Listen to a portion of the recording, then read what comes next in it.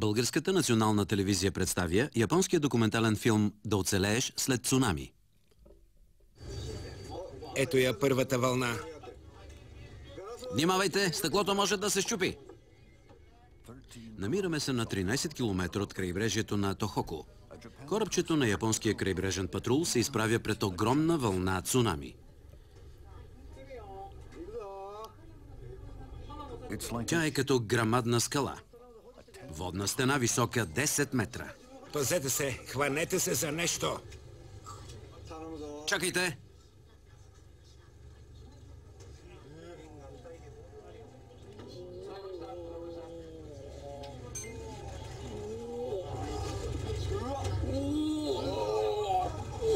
Идва и втората вълна.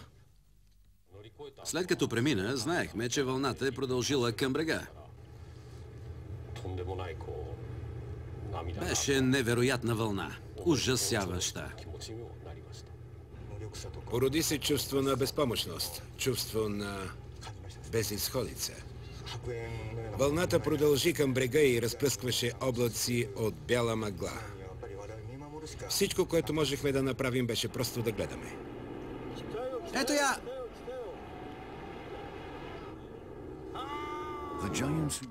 Огромното цунами, което връхлетя брега, беше заснето на видео.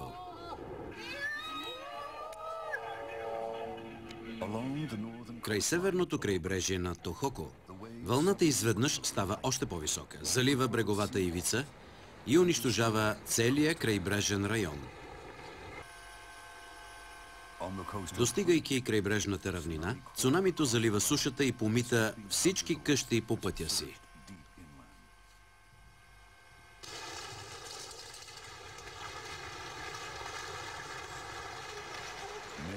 Много хора изгубиха живота си в това безпрецедентно по големината и унищожителната си сила цунами.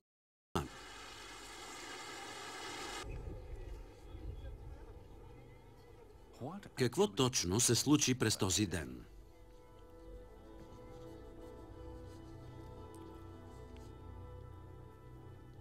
Помолихме един изследовател да направи симулация на базата на огромния обем видеоматериал, заснет в региона. В резултат беше възпроизведено цялото движение на цунамито, от зараждането му до заливането на сушата. Така стана ясно, че височината на цунамито се увеличава всяка секунда. И видяхме огромната унищожителна сила на стихията.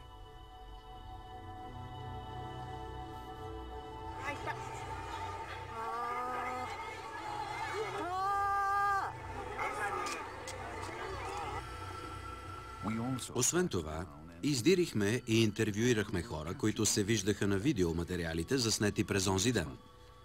Полицай, намирал се в далечния край на цунамито. Когато видях цунамито, си казах, това е краят, ще умра. Водата залива и унищожава града. Семейство, което се е покатерило на покрива на една сграда. Имаше много време, но удари преди да разберем. Мъж, който е бил отнесен заедно с колата си и се е приземил на върха на един мост. Няма такова нещо като безопасно място. Какво трябва да знае човек, за да се опита да спаси живота си? Ще изгледаме ужасяващите материали за цунамито и ще чуем разказите на оцелелите. Да оцелееш след цунами.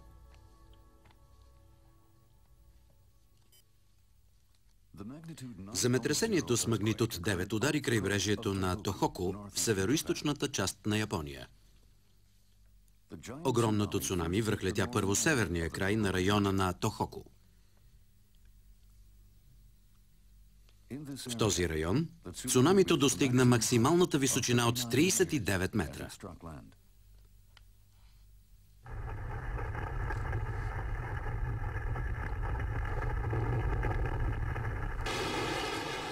11 март, 2 часа и 46 минути.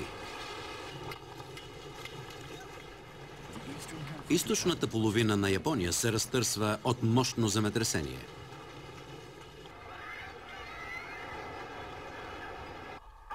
В крайбрежната ивица на префектура Ивате е издадено предупреждение за цунами. Крайбрежният град Камаиши, разположен в северната част на Тохоку, секунди след земетресението. Системата за ранно предупреждение издава съобщение за опасност от цунами. Репортер на телевизия NHK започва да снима по улиците на Камаиши. Жителите започват да се стичат към евакуационния център на един от хълмовете край града.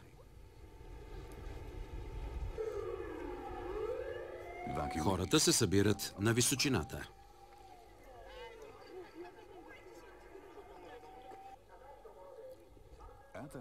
По същото време, на видеоматериал, заснет от хълма, откриваме мъж с престилка, който се катери нагоре, мъчейки се да се спаси.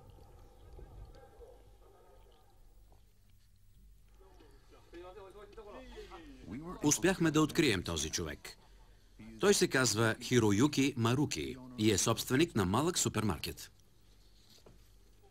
Когато станало земетресението, той тъкмо тръгвал да разнася стока и веднага се евакуирал, заедно с жена си. Те бързо тръгнали към височината и така се спасили. Направихме това, което обичайно се прави в случай на евакуация. Знаехме, че когато се издаде предупреждение за цунами, трябва бързо да се отправим към по-високо място. –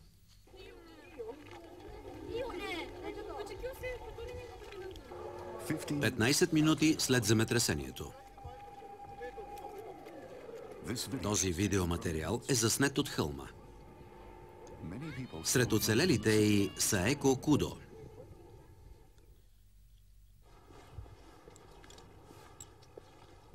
По време на земетресението тя е била вкъщи с майка си Тойоко.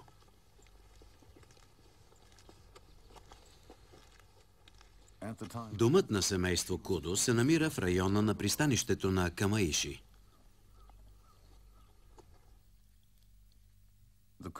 Може да видите пристанището. То се намира само на 80 метра от къщата. Височината, където много хора са потърсили спасение, се намира на около 10 минути оттам. Още по-близо се е намирала 8-етажна сграда, която също била в списъка на местата за евакуация. Това е домът на семейство Кудо, който се намира точно срещу пристанището. По време на земетресението майката Тойоко току-що се била върнала от болницата, където била на диализа.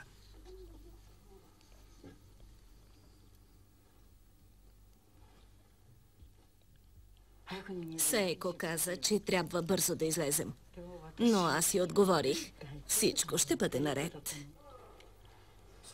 Трусът беше много силен, но при предишни земетресения... Много пъти сме се евакуирали. Но цунами така и не е имало. Ето защо си казах, всичко ще бъде наред. Няма нужда да се евакуираме.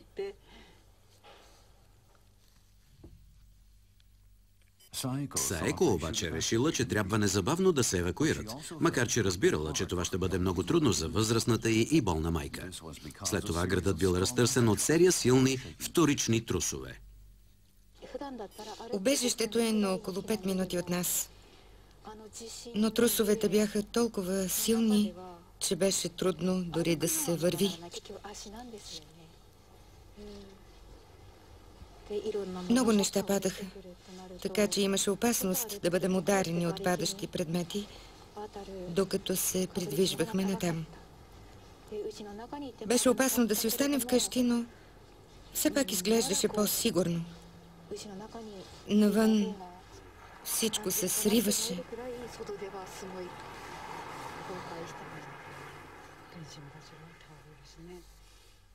Семейство Кудо не тръгнало веднага към убежището. Скоро обаче те ще ли да бъдат подложени на голямо изпитание, нещо ужасяващо. Около половин час след земетресението, камера на хълма заснема първите знаци за приближаващото цунами. Погледнете към пристанището, към граничната служба. Можете да видите стълбовете на кея.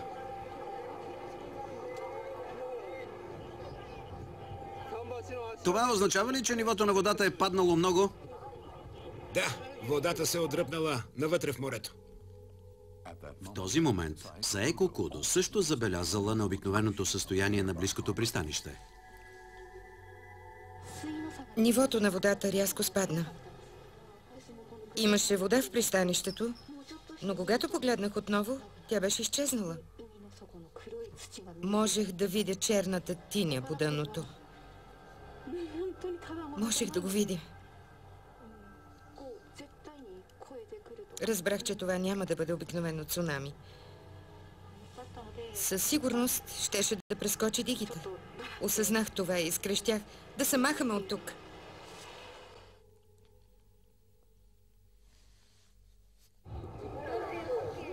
Цунами!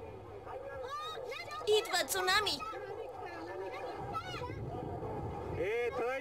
Часът е 3:14. Огромна вълна цунами се заражда зад пристанището на Камаиши. В този момент нивото на водата започнало рязко да се повишава и да залива дигите на пристанището. Но много хора в града все още не знаели за това.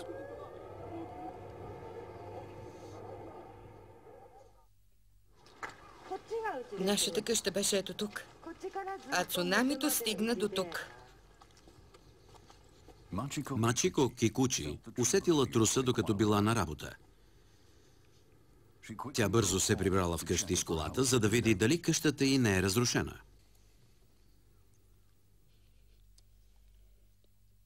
Къщата се намирала на 130 метра от пристанището, но тя не успяла да види промените, които настъпват там. Тя не чула и предупреждението за приближаващо цунами, защото била в колата си. Нямах никаква представа, че приближава цунами. Не си спомням да съм чула предупреждението. Но всички се евакуираха, така че сигурно са го чули. Аз шофирах, затова може би не съм го чула.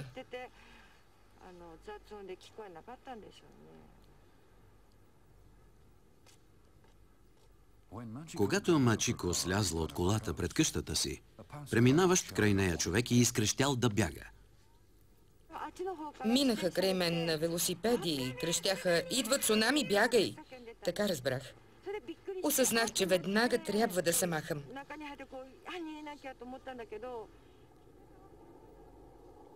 Наясно вече с опасността, Мачико бързо се качила обратно в колата си.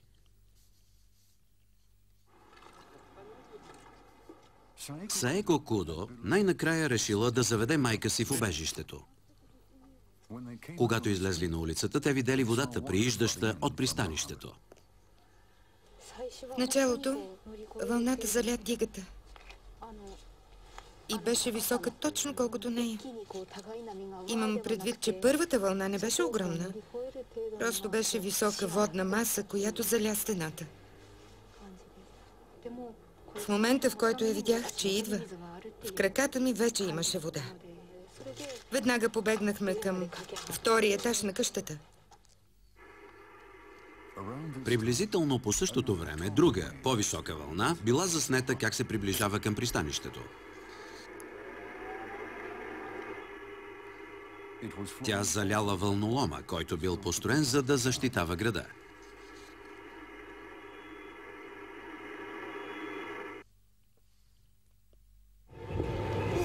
Това е невероятно. Водата залива пристанищната стена. Водата залива града. Сега вече цунамито нахлува в града с невероятна сила. Това е видеоматериал, на който се вижда как къщата на семейство Кудо бива залята от водата.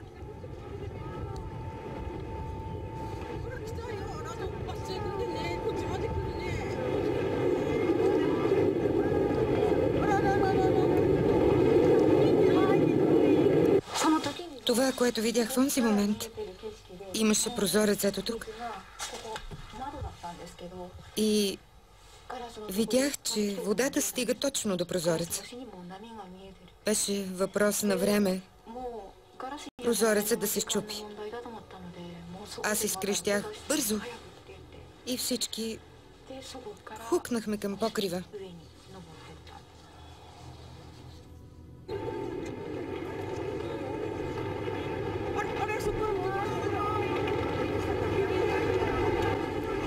Просто не е за вярване.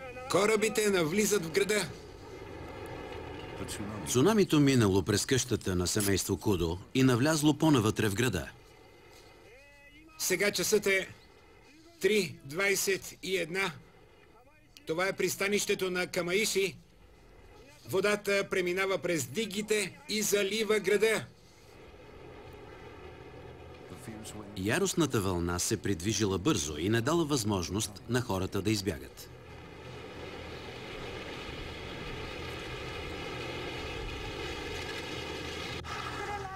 Качих се в колата си. И в момента, в който затворих вратата, цунамито връхлетя. Не можех да мръдна. Нямах никаква идея какво да правя, а водата продължаваше да приижда. Бързо ме отнесе в тази посока.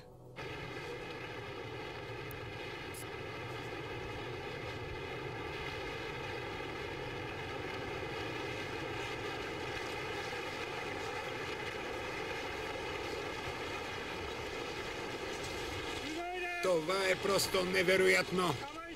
Град Камаиши е покрит с облак от прах. Когато вълната ме отнесе заедно с колата ми, си помислих, това е краят. Това цунами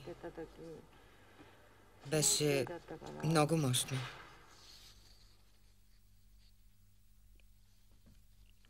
Колата на Мачико се блъснала в съседната сграда, където спряла и започнала да потъва.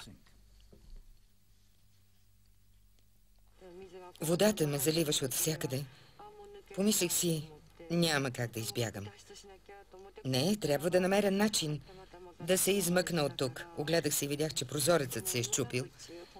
Без много да се замислям, започнах да се катеря, да се боря за живота си.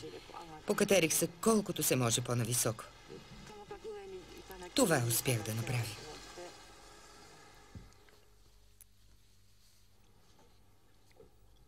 След като видели, че цунамито приближава и втория етаж на къщата им, семейство Кудо бързо се отправило към покрива. Това е открито пространство, частично покрито с керамиди. Покривът е висок 7 метра, но водата скоро щяла да залее и него с невероятна сила. Цунамито. Движеше се толкова бързо. Само след секунда, не си спомням много точно, то продължаваше да идва все по-високо и по-високо, така че се хванах здраво, а мама се хвана тук. Но водата продължаваше да приижда. И тогава ние се озовахме изцяло под нея. Държахте се под водата? Аз бях изцяло под водата и можех да я видя, че тя стига до тук.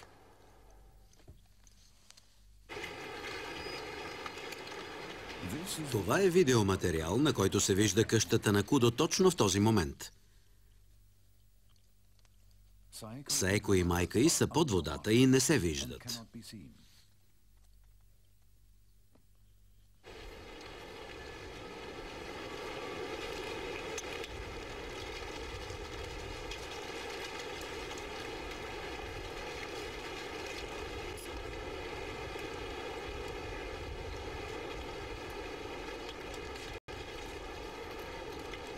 Часът е 3:23. На покрива на къщата на семейство Кудо започва да се вижда нещо, което има формата на човек. Опитах се да се покатеря нагоре, но не можах. Тогава разбрах, че ако се пусна, водата ще ме отнесе. Якито, с което бях облечена, беше същото като това, с което съм днес. То ми послужи като шамандура и ме предпази да не потъна. Така че, когато се пуснах, просто заплувах по вълната. Така успях да се издигна по-нагоре.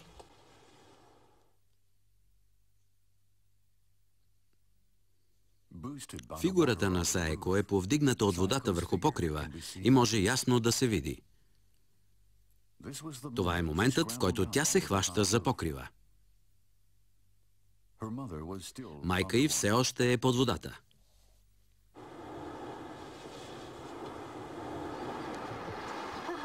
Видях, че майка ми е под водата. Сграбчих я за ръката и я повдигнах. Но главата й тежеше и тя потъна. Опитах се да я издърпам с двете си ръце. Когато най-накрая успях, тя не дишаше. Беше погълнала много вода. Довлякох я до тук и повдигнах главата й нагоре. Ударих я силно по лицето и тя повърна водата. Поставих я да легна на една страна, за да не се задави от повръщането. Тя започна да диша отново. А през това време аз непрекъснато й говорих. После хората от хълма започнаха да ни подкрепят. Дръжте се, ни викаха те.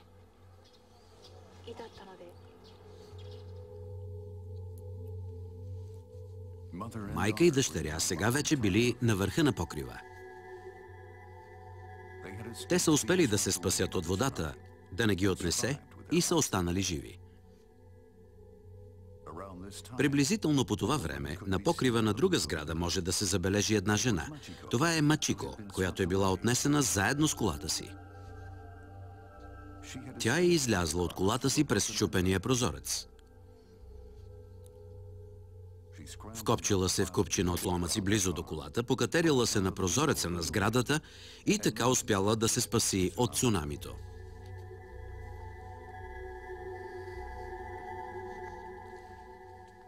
40 минути след земетресението. Нивото на водата спада. Тези видеоматериали показват как цунамито, приемайки нова форма, продължава да атакува града. Оттегля се с голяма сила. Мощното отдръпване на водата започнало да повлича със себе си целия град. В този момент на видео е заснета кола, която се издига над един от мостовете.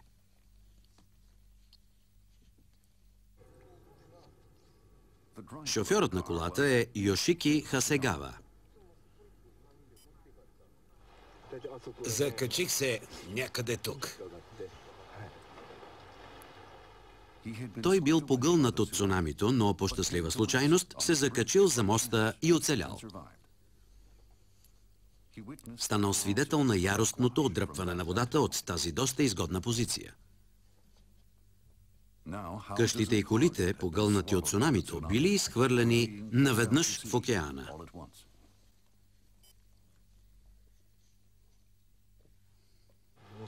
Огромен брой къщи и коли бяха унищожени. Също както става след проливен дъжд. Вълната дойде с ужасно бучене. Отдръпването на водата обаче беше много силно.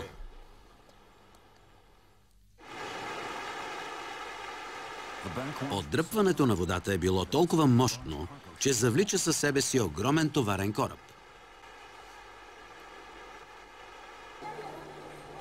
Има човек върху онази кола. Има някой на покрива на онази кола. По същото време от дръпващата се вълна повлича със себе си един човек с колата му и го изхвърля в морето. Това бил Суйоши Савада. Той вече нямал никаква надежда, че ще оцелее сред бурните води наоколо. Помислих си, че ако потъна заедно с колата си, никога няма да намерят тялото ми. Но ако успея да изляза от колата, може би някой ден ще открият трупа ми. Така че застанах на покрива на колата, заобиколен от вода. Наоколо плуваха къщи и коли. Помислих си, че нямам никакъв шанс. Суйоши бил сам, напълно безпомощен и не бил в състояние да направи нищо, за да се спаси. В този момент видял пред себе си моста. Успял да забележи, че на моста има човек и започнал да вика за помощ. Човекът на моста бил Йошики Хасегава. Чух глас, който викаше помощ. Огледах се и видях един човек, който стоеше на покрива на колата си. Изкрещях му: "Скачай!" Да скоча на моста беше единственият ми шанс. Ако успеех, щях да се спася. Ако не, умирах.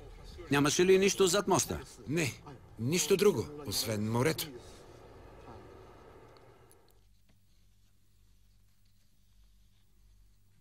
Този видеоматериал е запечатал момента, в който Тойоши бил спасен.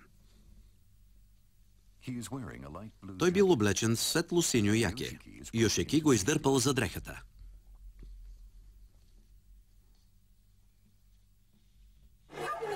Той е добре. В безопасност е. Махайте се оттам. Двамата мъже били спасени благодарение на поредица от случайни обстоятелства. Но мощното отдръпване на водата от цунамито завлякло много хора в морето. След като вече бях в безопасност, видях плуващи къщи пълни с хора. Но не можех да направя нищо, за да им помогна.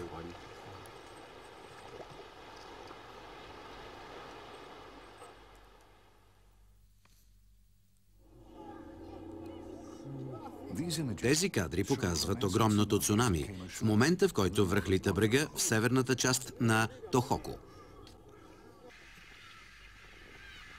Ще унищожи всичко. Отвесната вълна се стоварила върху брега, заливайки го с изключително силни струи вода.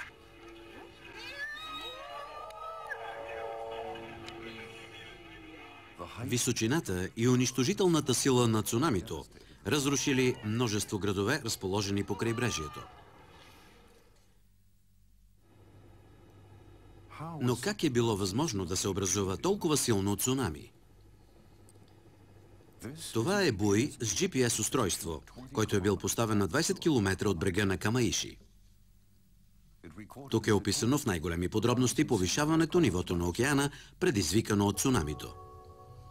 Промените в нивото на водата започнали веднага след земетресението. Нивото започнало постепенно да се повишава. 20 минути след земетресението, нивото на океана вече било с 2 метра по-високо. Веднага след това се забелязал странен феномен. Нивото на морето бързо и рязко достигнало 7 метра.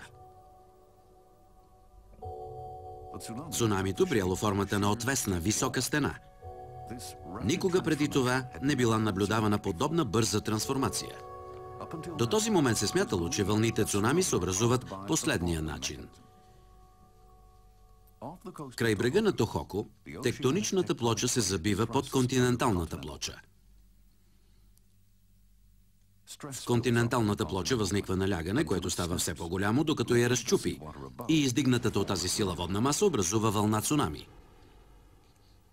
Но по такъв начин би се образувало плавно увеличаващо се цунами, а не цунами, което изведнъж увеличава драстично височината си. Защо в този случай цунамито е приело формата на отвесна стена?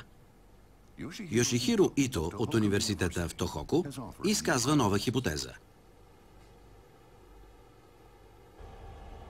Надолу. За да изследва дъното на океана край бреговете на северната част на района на Тохоку, Ито е използвал подводни научно-изследователски съдове и други средства. Тази снимка е направена преди 3 години. Тя показва как наносният слой се е натрупал на мястото, където е потънала дълбокоморската плоча. Ито смята, че причината, поради която цунамито е било толкова голямо, са пластовете от втвърдена тиня. Неговите проучвания са доказали наличието на пласт от твърд седимент с дебелина няколко километра, разположен над тези плочи. Вътрешната структура на този пласт също е изяснена. В седиментния пласт са били открити голям брой разломи, наречени наклонени разломи, тръгващи от краищата на плочата. Ито допуска, че именно този механизъм е създал мощното цунами. Континенталната плоча се разчупва и създава двуметрово цунами. Енергията, отделена при движението на плочата, се предава към седиментния пласт, предизвиквайки огромно вертикално движение в наклонените разломи. В резултат на това, нивото на морето над този пласт се увеличава и се образува отвесна водна стена с височина от 7 метра. Ако изкажем хипотезата, че едно единствено земетресение е отместило разломите с няколко метра, то в такъв случай е възможно да се зароди толкова голямо цунами. Цунамито, което далеч от брега е достигнало височина от 7 метра, достигайки брега е станало двойно по-високо.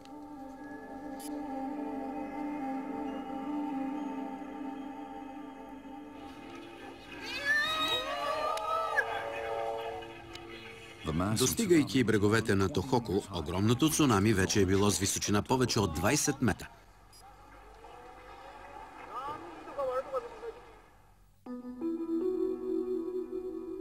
В резултат на тази невероятна височина на вълната, разрушенията, предизвикани от нея, са се оказали много по-големи от очакваното.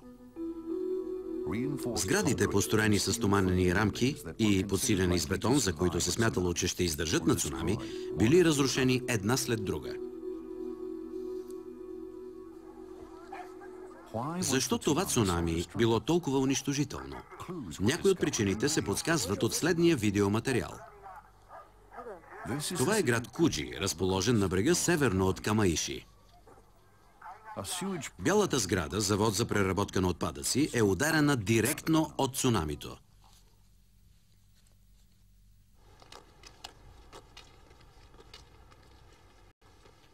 Таро Арикава от научно-изследователския институт към пристанището и летището пристигнал в Куджи, за да направи оглед на сградата. 15-сантиметровата стена от подсилен бетон била разрушена от цунамито. Тя просто изчезнала. Вълната е разрушила бетонна стена с дебелина 15 см, което означава, че е била изключително силна. Вниманието на Арикава било привлечено от бялата част на върха на цунамито, точно преди вълната да удари сградата. Това е феномен, наречен суперкритичен поток, който се появява при разбиването на цунами. Появява се само когато вълните са много високи и много рядко е наблюдавано в Япония. Каква е разрушителната сила на суперкритичния поток? За да установят това, учените провели експеримент с огромен апарат, наречен вълнови улеи. Това е симулация на цунами с височина 2,5 метра.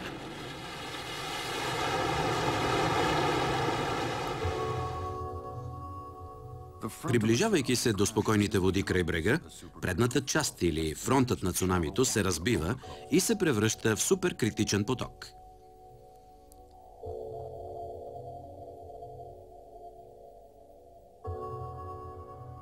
Морската вода пада от високо и скоростта на движението на водата се утроява само за секунда. Унищожителната сила на горната част на вълната се увеличава пропорционално на височината на идващата вълна.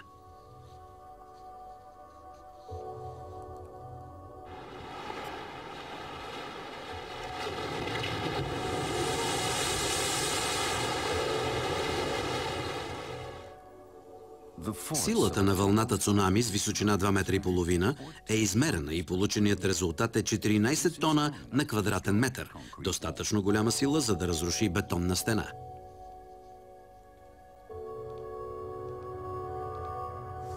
Трябва да проучим силата, създавана от суперкритичните потоци.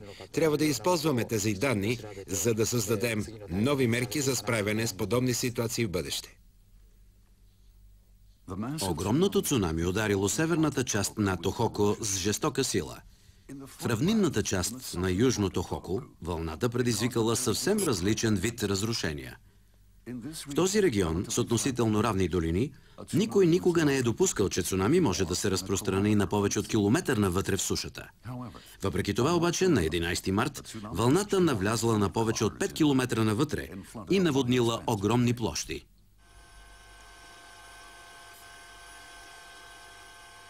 Това видео показва долината Сендай около 1 час след земетресението. Черната вода като че ли пълзи из цялата суша. Навлиза все по-навътре, поглъщайки къщите и нивите, които се изпречват на пътя й.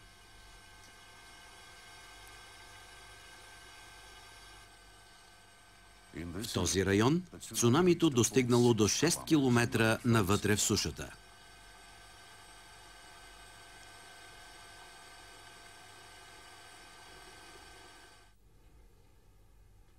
Защо цунамито е навлязло толкова навътре? Икуо Абе от университета в Фуджи, Тохока, е направил симулация на цунамито, връхлетяло равнината Сендай, на базата на измерванията, направени в целия район.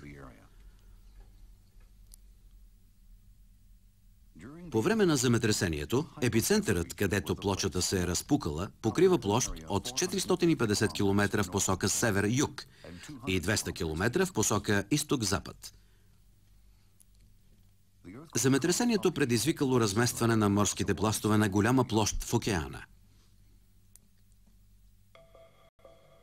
Недалеч от брега, в северната част на Тохоко, земетресението станало причина за зараждане на огромно отвесно цунами, което връхлетяло Камаиши. На юг, край бреговете на префектура Мияги и южната част на района Тохоко, нивото се издигнало и се образували няколко огромни широки вълни цунами.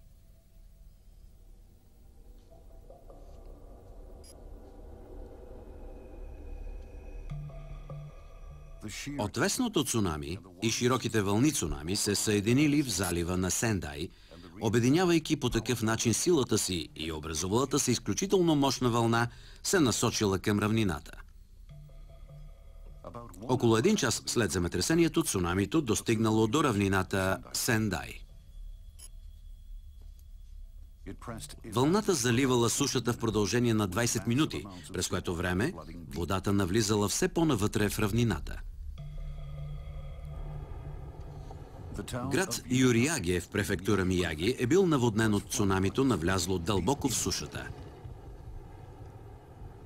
От града жителите не могат да видят океана. Ето защо голяма част от тях не знаели за цунамито, докато то не се появило пред погледа им.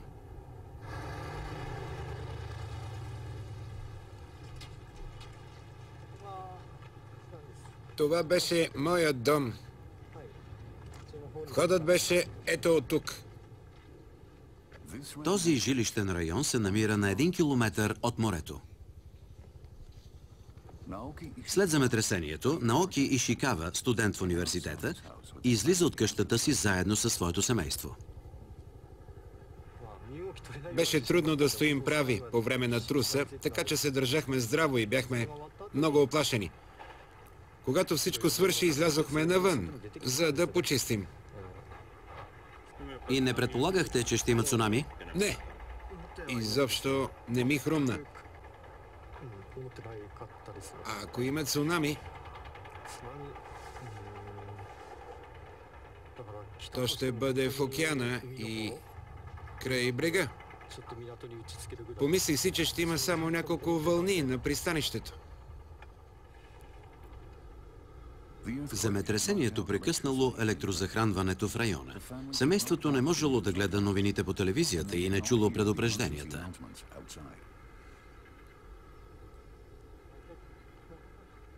Наоки чул виковете на баща си за приближаващото цунами. Вълната от черна вода се промъкна между къщите. Баща ми я видя и скрещя. Цунами, качвайте се горе. Наоки веднага изтичал на втория етаж на къщата. Цунамито ни заля в момента, в който се качих по стълбите. Не можех да повярвам на очите си, когато водата влезе в къщата. Водата наводни всичко и стигна до коленете ми. Наистина не можех да повярвам, че това се случва. Къщата на Наоки била отнесена от цунамито, но той успял да се задържи на покрива и се спасил. Но родителите и сестра му загинали.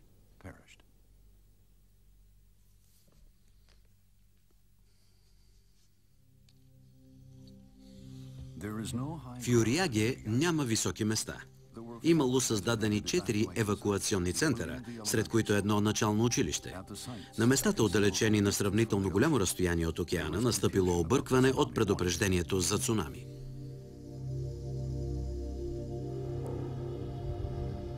Това е началното училище в Юриаге, евакуационният център, разположен най-далеч от брега. След като било издадено предупреждението за цунами, децата били качени на 3-я етаж на училището.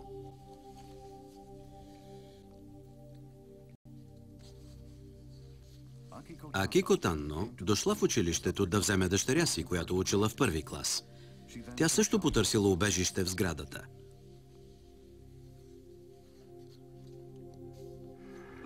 Казаха ни да се качим на 3-я етаж. Родителите започнаха да идват един след друг. Около 10 минути след земетресението. Електричеството в училището спряло и хората не можели да чуят предупрежденията за цунами. Единствените източници на информация за събралите се там родители били радио и телевизионните предавания, които гледали на мобилните си телефони. Цунами ще достигне префектура Мияги в 3 часа. Точно след земетресението, Японската метеорологична агенция обявила, че вълна цунами ще достигне до префектура Мияги в 3 часа след обед.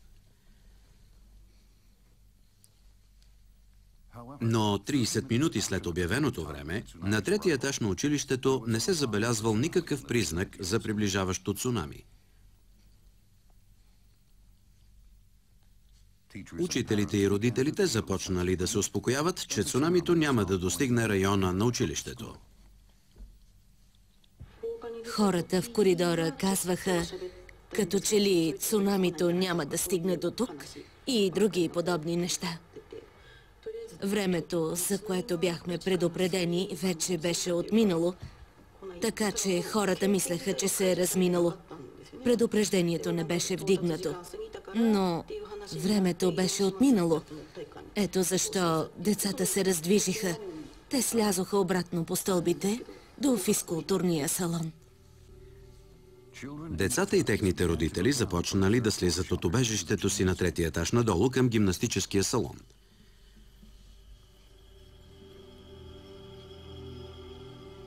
Всъщност, цунамито достигнало брега в северния край на префектура Мияги в определеното време – 3 часа.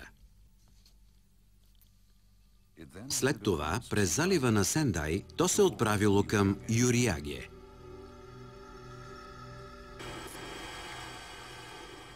Цунамито стигнало до брега точно когато децата стигнали до физкултурния салон.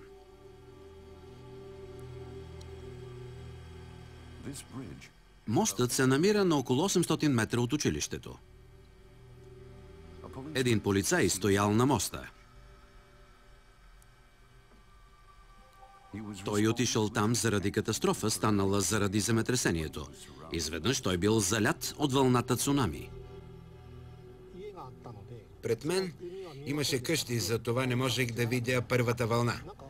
Изведнъж започнах да чувам тътен и боботене и видях падащи дървета. След това се появи черна вълна, която помиташе къщите пред нея. Когато видях цунамито, си помислих, това е краят. Ще умря.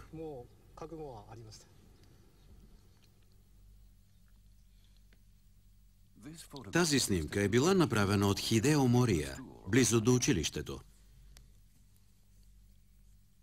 Снимал е приблизително в този момент. Цунамито не се вижда, но се забелязва пушек, който се издига от жилищния квартал. Помислих си, че пушекът е от пожар. Димът се приближаваше все повече и повече. И тогава реших, че пожарът се разраства. След малко, цунамито се появило, понесло тонове отломки и развалини. Хидео бързо изтичал да се скрие в една от сградите.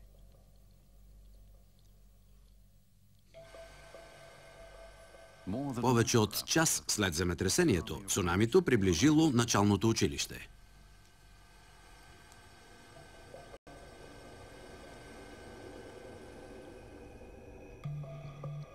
В този момент, един от родителите осъзнал, че вълната идва. В този момент Мичиро Кусака била на втория етаж на сградата и изкрещяла, че идва цунами.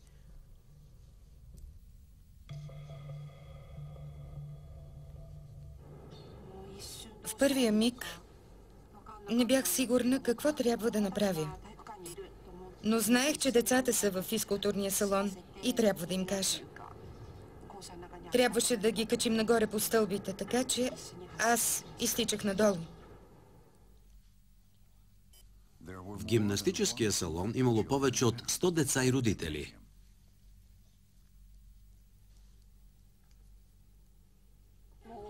Слязох и започнах да викам. Какво казвахте? Идва цунами. Бягайте.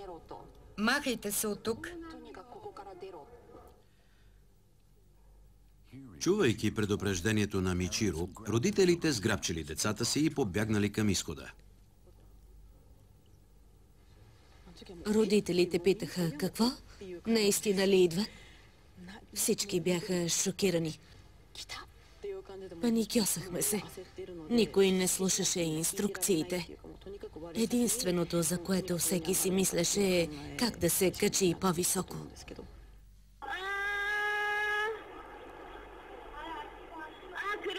Цунамито отнася колите.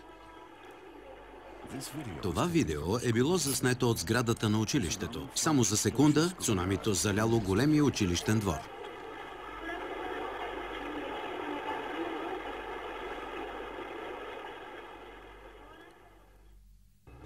Цунамито беше много близо. Не си спомням точно колко близо, но помня, че си помислих, трябва да се спасяваме от водата. Щом стигнахме до третия етаж, водата нахлу в двора. От училищния двор водата навлязла в физкултурния салон, но децата вече били изведени оттам.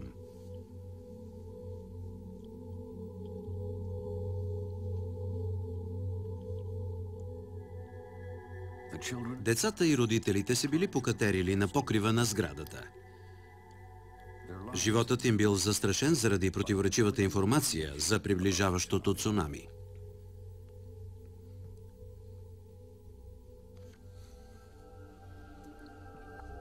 Всички евакуационни центрове в Юрияги били наводнени от цунамито. Изгубили убежищата си, хората се отправили към магистралата, намираща се на 3 километра от океана.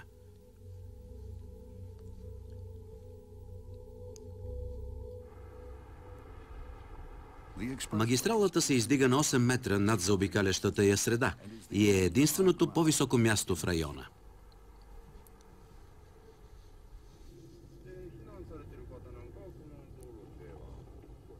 Казухиро Номата бил един от онези, които тръгнали към магистралата. Качил дъщеря си, възрастната си майка в колата си. В огледалото за обратно виждане можел да забележи приближаващото се цунами. Майка ми каза, твърде късно е вече. Но аз отчаяно търсех начин за бягство. Не можех да се примиря с ситуацията. Но в този момент на магистралата течала проверка за евентуални повреди, нанесени от земетресението, и входът й бил затворен. Това довело до струпване на много автомобили. Някои хора излезли от колите си и започнали да се катерят по хълма.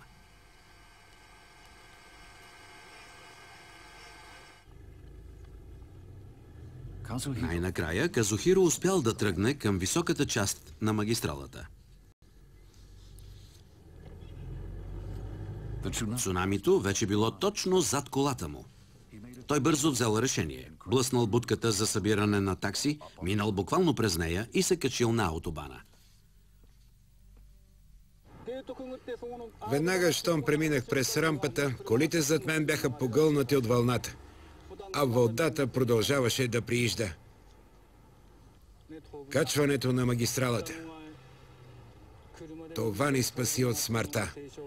Просто трудно ми е да го изразя с думи. Оцеляхме само благодарение на шанса.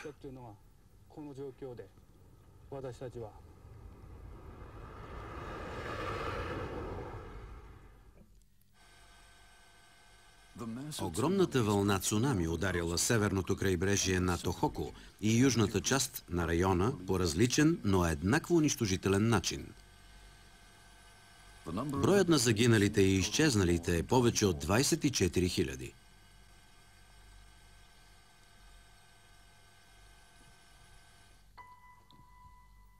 000. Мощните цунами не са проблем, който засяга само Япония. Тази карта показва епицентровете на земетресения, които са станали причина за зараждане на вълни цунами с фатални последици през последните 100 години. Броят им надхвърля 180. Никое място край океана не е застраховано от цунами. Как да се подготвим за цунами, което може да ни връхлети във всеки един момент и на всяко място? Хората, които оцеляха в онзи ужасяващ ден, споделиха преживяното с нас.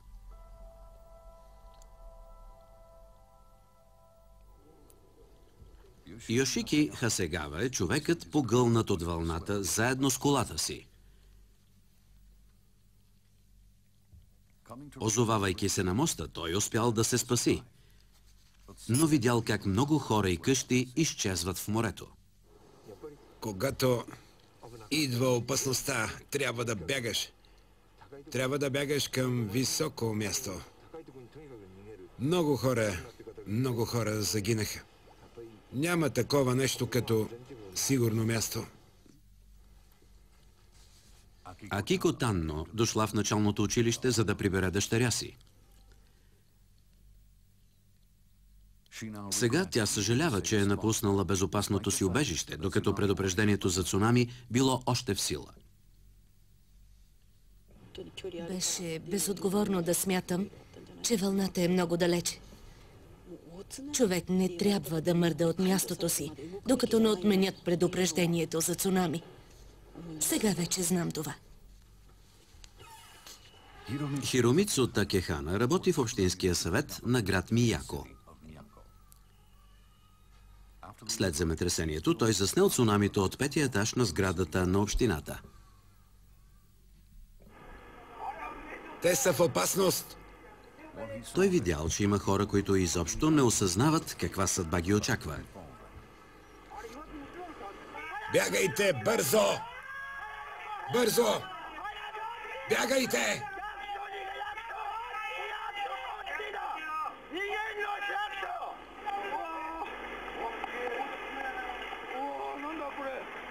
Предупреждението на Хиромицу обаче не стигнало до тях. Виках с всички сили, но те не можеха да ме чуят. Бях отчаян. Когато стане земетресение и след него се издаде предупреждение за цунами или само предположение, че ще има такова, дори да няма категорично съобщение, след силно земетресение трябва да се качим на по-високо място. Това е най-важното. Животът на човека е най-ценното нещо.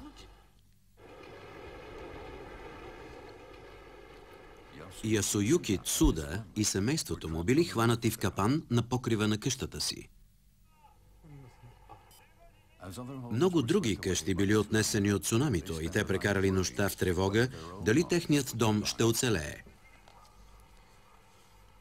В миналото, въпреки издаваните предупреждения, никога не е имало големи вълни цунами. Ето защо те не смятали за необходимо да потърсят убежище на по-високо място. 99 пъти на всеки 100 не се случва нищо. Но веднъж на 100 пъти той идва. Тогава всичко е въпрос на живот и смърт.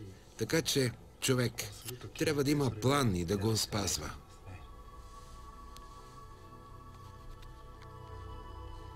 Саеко Кудо, която била погълната от цунамито заедно с майка си.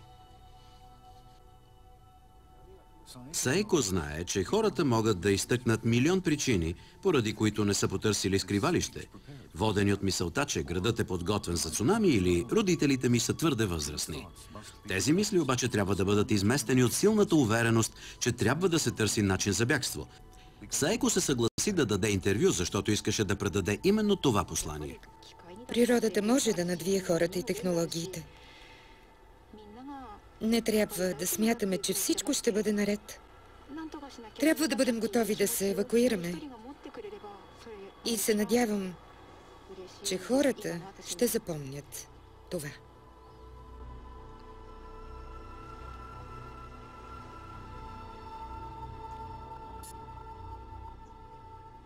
Как може да се уповаваме и да се поучим от опита на тези, които оцеляха през онзи ден?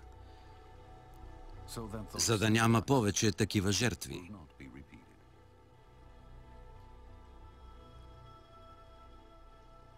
За да защитаваме ценния живот на хората.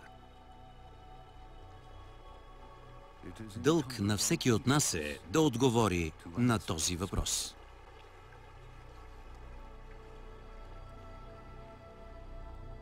Благодарности на Фумихико Имамура от университета в Тохоку, Такаши Фурумура от Токийския университет. Филмът е подготвен за излъчване от екипна дирекция програма на Българската национална телевизия. Преводач Християна Илиева. Редактор Видалина Луканова. Тон режисьор Адриана Червенкова. Режисьор на дублажа Антония Радичева. Текста четоха Лидия Михова, Вилма Карталска, Николай Пърлев, Димитър Кръстев.